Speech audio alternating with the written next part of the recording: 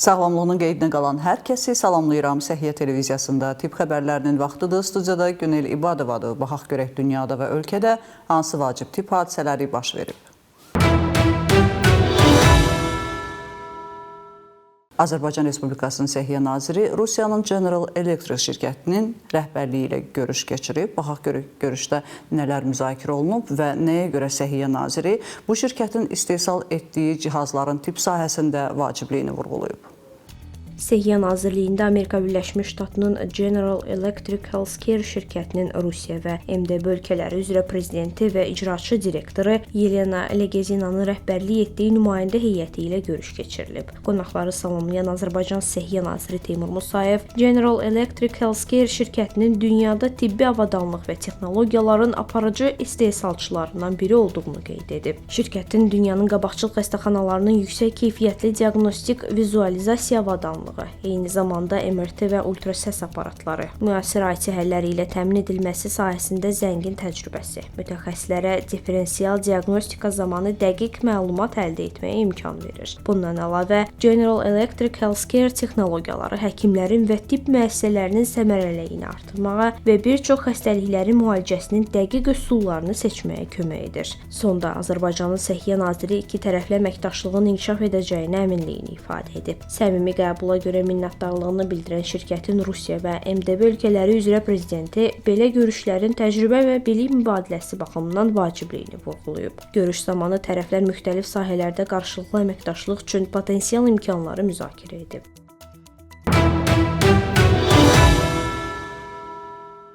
Yediyimiz yağ həqiqətən kərə yağdırmı? Biz bunu bilmirik, amma Azərbaycanın Qida Təhlükəsizliyi Agentliyi araşdırmalarına davam edir və daha bir markanın kərə yağı ilə satdığı məhsulun tərkibinin tamamilə bitki yağından ibarət olduğu məlum olub və onlar satışdan çıxarılıb. Baxaq görək hansı markadan söhbət gedir. Azərbaycan Qida Təhlükəsizliyi Agentliyinin əməkdaşları tərəfindən həyata keçirilən nəzarət tədbirləri çərçivəsində fiziki şəxs Cəfərov Vəli Telmanoğlunun istehsal etdiyi kərə yağından götürülmüş nümunələrin müayinəsi nəticəsində məhsul partiyalarında bitki sterinləri, eyni zamanda normativ sənədlə bu növ məhsulun tərkibində istifadəsinə icazə verilməyən qida əlavələri aşkarlanıb. Faktla bağlı agentlik tərəfindən sözü gedən məhsul partiyalarının dövriyyədən çıxarılması və ticarət şəbəkələrindən geri çağırılması barədə məhdudlaşdırıcı qərar qəbul edilərək qanunvericiliyə uyğun zəruri tədbirlər görülüb. Qeyd edək ki, kərə yağı məhsullarının üzərində təbii inək südündən alınmış, pastörizə edilmiş qaymaqdan istifadə edilməsi bəyan edildiyi halda, faktiki tərkibində bitki yağının aşkarlanması istehsalçı tərəfindən istehlakçıların aldadılması və hüquqların pozulması hesab olunur. Həmçinin tərkibində sorbin və benzoy turşuları olan məhsulların həddindən artıq istehlakı insanlarda allergik reaksiyalar yaranmasına səbəb ola bilər ki, qüvvədə olan normativ sənədə uyğun olaraq bəzi məhsullarda həmin qida əlavələrinin istifadəsi qadağandır.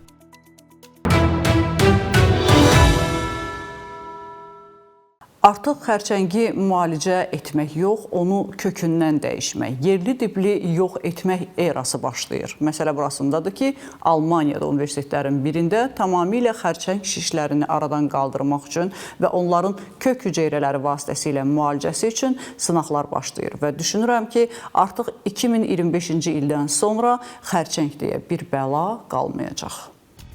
Uşaqlar və böyüklər üçün qan xərçəngi müalicəsinin yeni üsulu tapılıb. Almaniyanın Tübingen Universitet Xəstəxanası akademik olaraq hazırlanmış CAR-T hüceyrəsindən istifadə etməklə klinik sınaqlara başlayır. Qan xərçənginin aqressiv formalarına, xüsusi olaraq şiş hüceyrələrinə qarşı Tübingenin özündə istehsal olunan ən müasir CAR-T hüceyrə terapiyası istifadə olunacaq. Tədqiqatda 12 yaşdan yuxarı uşaqlar da iştirak edəcək. Daxili xəstəliklər, hematologiya, onkologiya, klinik immunologiya və revmatologiya departamentinin tibb direktorunun müavini professor Wolfgang Betke bildirib ki, hüceyrələri birbaşa Tübingendə istehsal edə bilmək və istifadə vaxta qənaət edir. Xüsusilə ağır xəstələr üçün hər gün vacibdir deyə o bildirib. CAR-T hüceyrə terapiyası deyilən üsul onkologiyada ən müasir yanaşmalardan biridir. Xəstənin öz immun hüceyrələri genetik olaraq dəyişdirilir ki, onlar xərçəng hüceyrələrini xüsusi olaraq müəyyən edə və məhv edə bilsinlər. Tübingendə bu hüceyrələr birbaşa xəstəxanada istehsal olunur.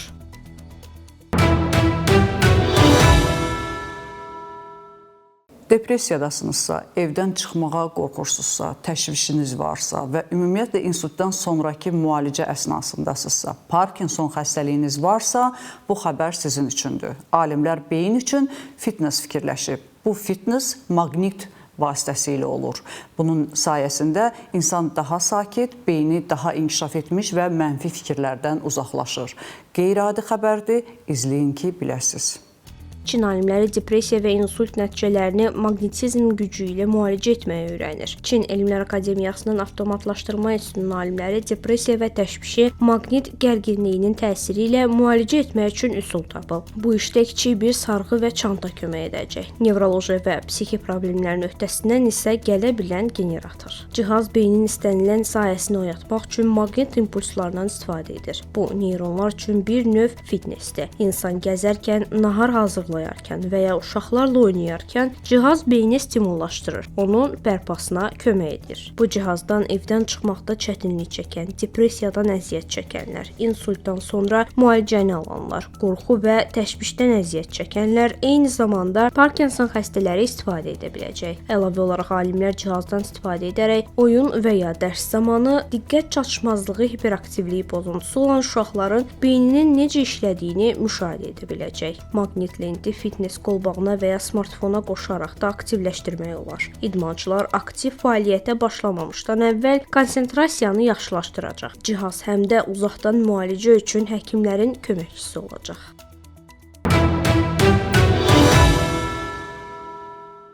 Nə qədər diyeta saxlayırsınızsa saxlayın, nə qədər yeməyinizə fikir verirsinizsə verin. Əgər vitamin C çatışmazlığınız varsa, arıqlamağınız mümkün deyil. Bunu mən demirəm, alimlər deyir. Bundan əlavə, vitamin C-nin yoxluğu bədənimizdə hansı problemləri yaradır? Bu sualın da cavabını növbəti xəbərdə biləcəksiniz.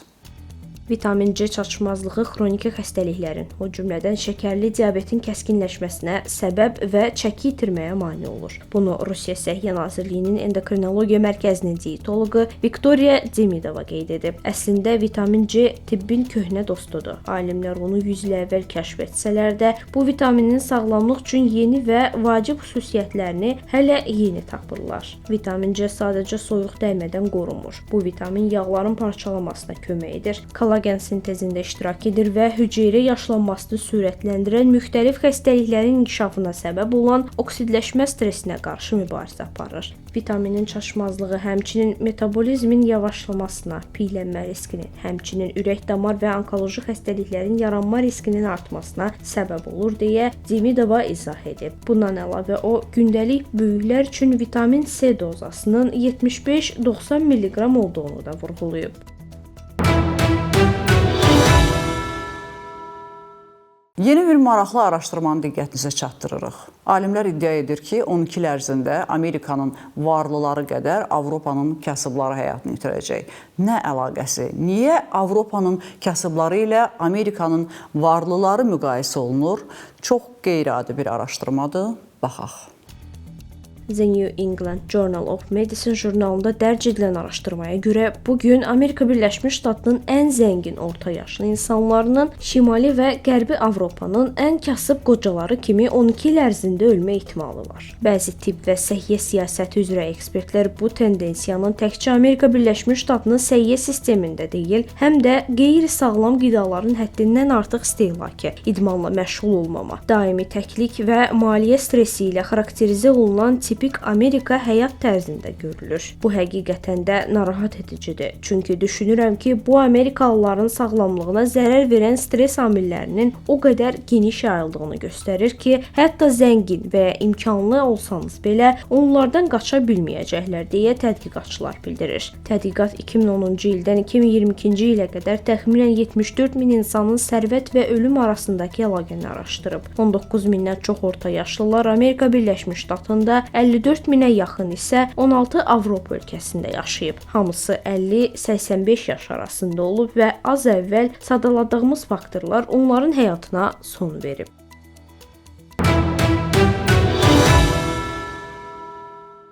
Bugün olan səhiyyə xəbərlərimiz bu qədər. Dünyada və ölkədə baş verən ən vacib xəbərləri bizdən izləyin. Unutmayın, bilmək hər zaman bir addım öndə olmaq deməkdir. Özünüzü və doğmalarınızı qoruyun. Sağ olun, salamat qalın.